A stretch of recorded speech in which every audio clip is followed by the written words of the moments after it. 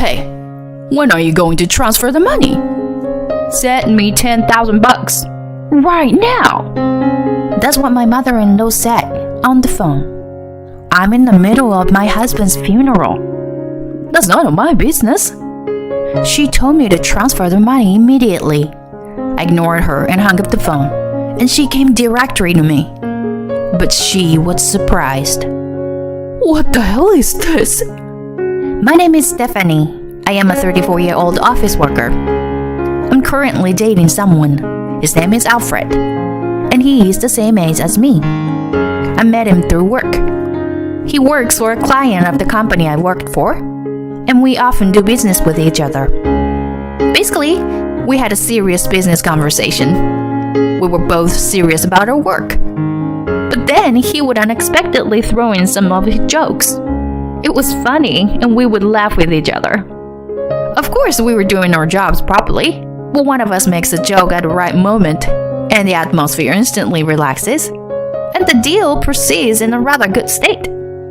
It was a drinking party that brought us close together. There was a time when the companies where my husband and I both work had a large-scale project. Of course, my husband and I participated in the project, as did many other employees. We all worked together to make the project a success, and a big party was held as part of the action. We exchanged personal contact information, and we started to keep in touch with each other, going out for drinks, going out on dates, and so on. We have been dating for about 2 years now, and we are still in love and have fun every day. We're both independent because we both focus on our jobs, and I think we have a good chemistry. Then one day, he proposed to me. I can't imagine my future with anyone but you. You're such a part of my life now. Will you marry me? Yes, I'd love to. And so we are married. I'm so happy that I was going to marry the man I love. After that, we went to meet each other's parents, and he looked a little unhappy. What's wrong? Did something happen? No. Actually, there's something I wanted to tell you. I've explained to you before that my parents are divorced, right? I've actually been sending money to my mom every month since I started working for the company. I see. Oh, yeah, about 1,000 a month. What? That much? Yeah. But of course I'm not going to bother you after we're married.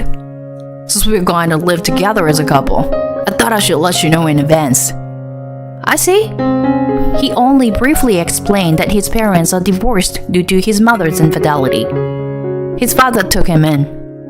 Even so, he still saw his mother sometimes and kept in touch with her after he entered the workforce. His mother has asked him to send money to her because she is now single and has a hard time making ends meet. Even though his mother betrayed them, he stayed with her until he was in the 3rd grade of junior high school, and his mother used to cook and feed him every day, raising him with love and care. When I was playing softball, she always came to watch our team practice. She prepared orange juice for everyone and drove us to the games. My dad was too busy with work to spend time on those things, so I owe a lot to my mom. People might say that he's a bad situation where he is being robbed, but still he was treated well by his mother in the past. He feels he owes his mother a debt of gratitude and wants to repay it. That's why he keeps sending money to her. Thank you for telling me in advance. I'll do what I can to help. Thank you, Stephanie. I was surprised by his story, but I still wanted to respect his wishes as much as I could. Fortunately, I also make a good amount of money. He says he won't bother me, but if it comes to it, I'm willing to pay for it. Then I went with him to his mother's house to tell her of our marriage. Alfred, it's been a long time. Hi, Mom. So, that's your fiancé. Nice to meet you. I'm Stephanie. Alfred is being very good to me. His mother was very nice. Alfred is finally getting married. I was worried because he never talked about it. Stephanie, thank you for marrying my son.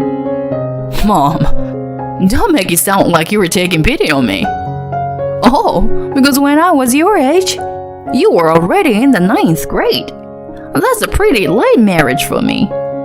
His mother had Alfred when she was 19, according to the story.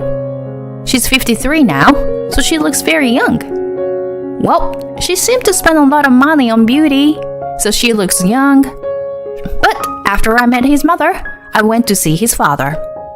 His father was a very serious and sincere man, and I thought that Alfred was like his father. After meeting with each other's parents, we started making preparations for the wedding. However, when I sent the wedding invitation to his mother, it came back circled as absent. Why aren't you gonna be there, Mom?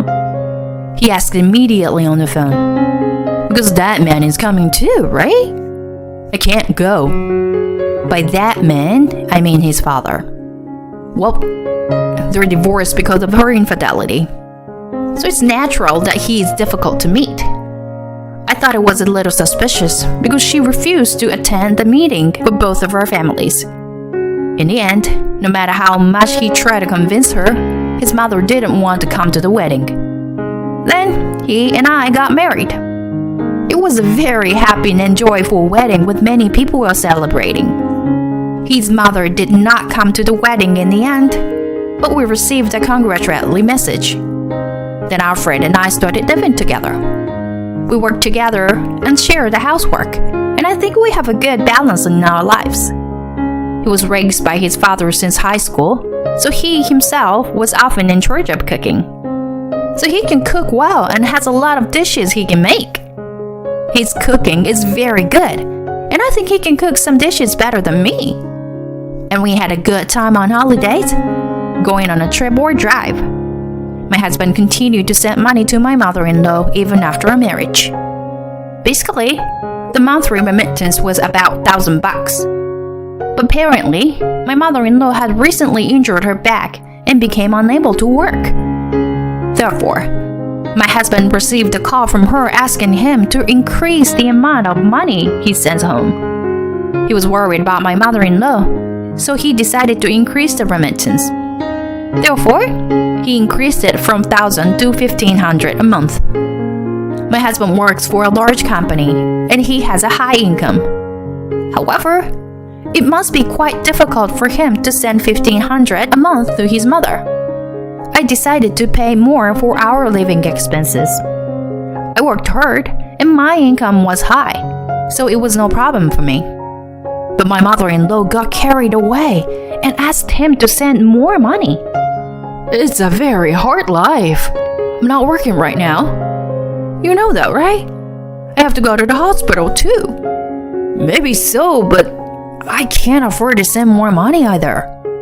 Are you saying you're abandoning your mother? no, that's not what I'm... Then send more money to me for my sake. My mother-in-law begged my husband repeatedly, and he ended up increasing her allowance to $2,000. It was okay to send her money up until then, but now I think she's asking too much. Well, he still owes his mother for raising him, and she said she had no one else to rely on, so my husband couldn't give up on my mother-in-law, although he was worried about it. So my husband worked hard at his job and got a promotion as a result.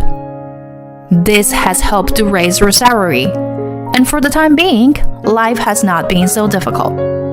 However, I thought that we would be able to afford it if we could reduce the amount of money we send home. So my husband and I went to my mother-in-law's house to ask her to reduce her allowance. Oh, Alfred and Stephanie, what's up? My mother-in-law greeted us with a smile, but when we went to talk to her about reducing her allowance, she immediately became grumpy. What? Why? Well, it turns out that $2,000 is a little too much, so... You don't care what happens to your mother?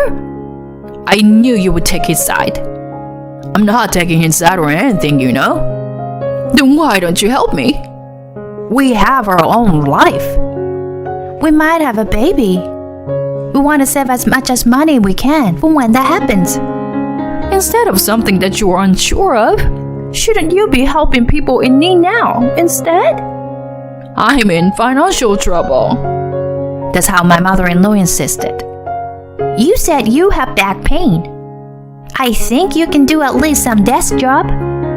I already told you I can't work.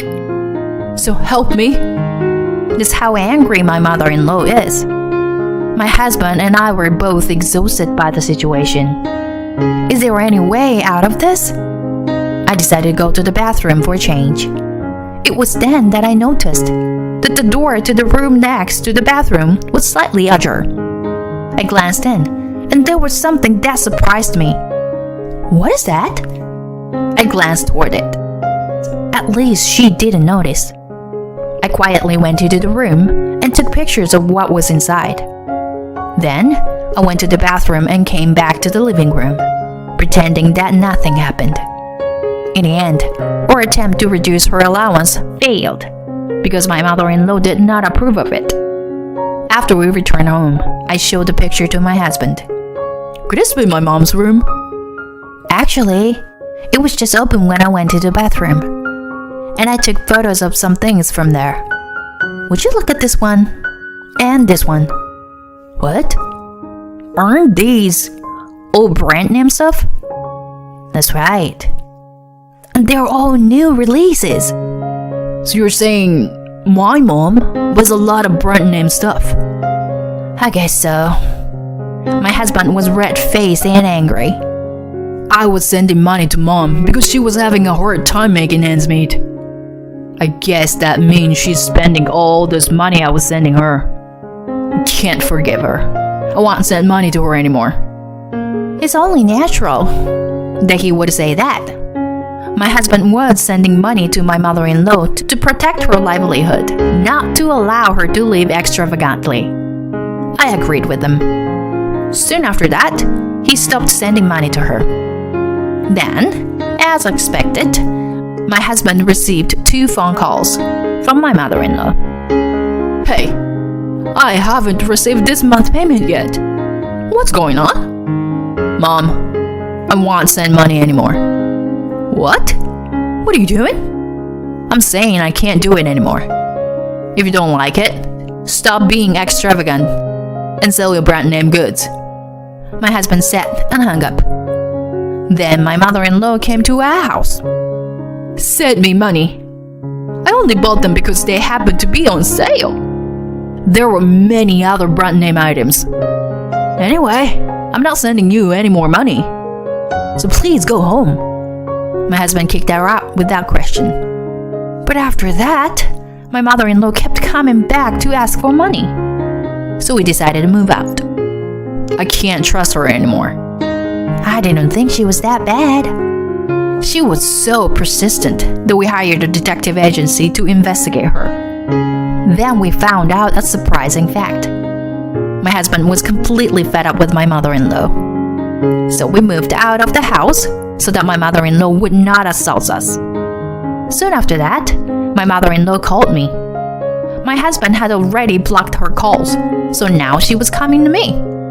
Then my husband and I came up with an idea.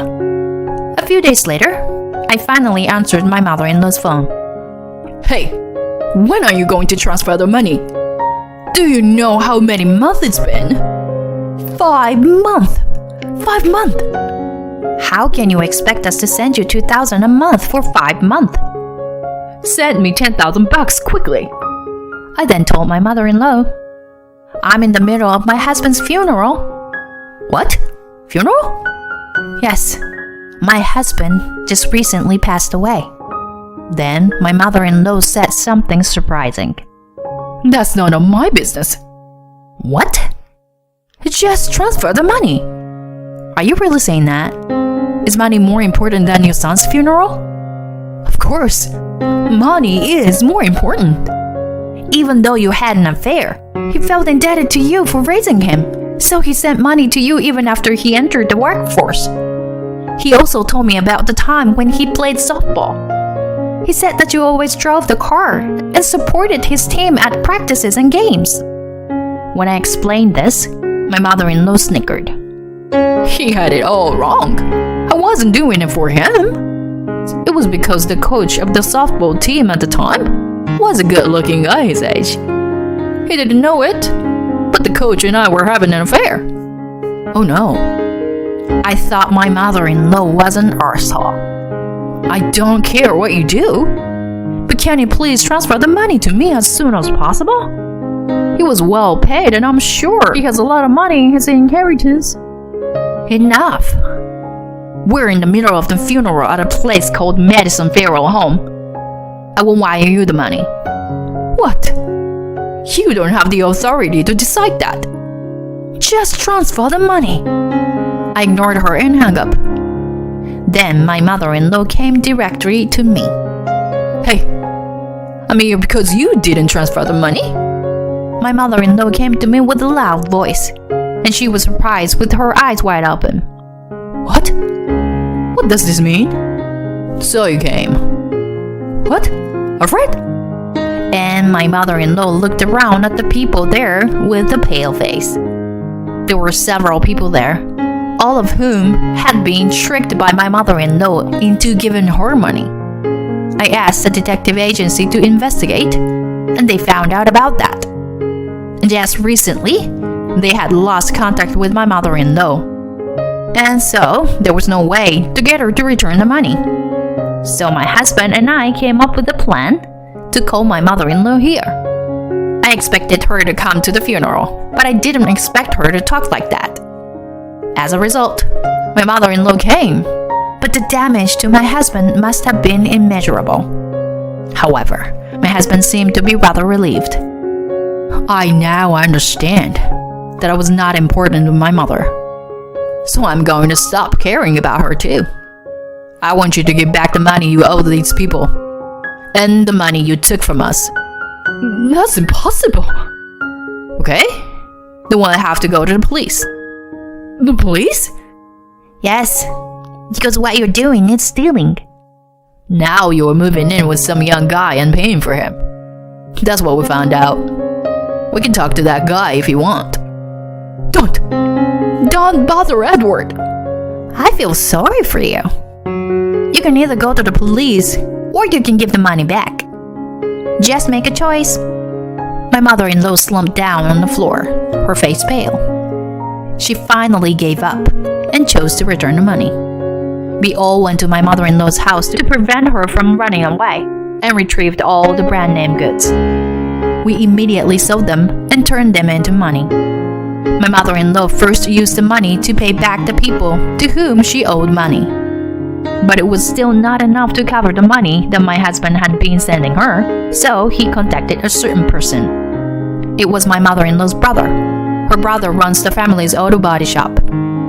We explained the situation to him and asked him to put my mother-in-law to work. He had always been very fond of my husband, and he always did whatever my husband asked. And this time, my mother-in-law had done something terrible. So he said that he is responsible for punishing his sister and forced her to come out and help him with the family business. My mother-in-law tried to escape many times and moved into her young boyfriend's house. When my husband and my mother-in-law's brother went to talk to the guy named Edward, he immediately threw my mother-in-law's belongings out of the house, saying that he didn't want such a troublesome old woman. To me, she was just like a matron who gave me money. My mother-in-law was shocked to hear that from the guy to whom she had paid a lot of money. So my mother-in-law's brother took her out and put her to work to make sure she couldn't run away from home. In exchange of giving my mother-in-law food and shelter, she made sure that all the money she earned went to my husband. Things are going well for now, but my husband and I will continue to keep a close eye on my mother-in-law because she might do something wrong in the future. I will continue to be close to my husband and spend happy days as a married couple.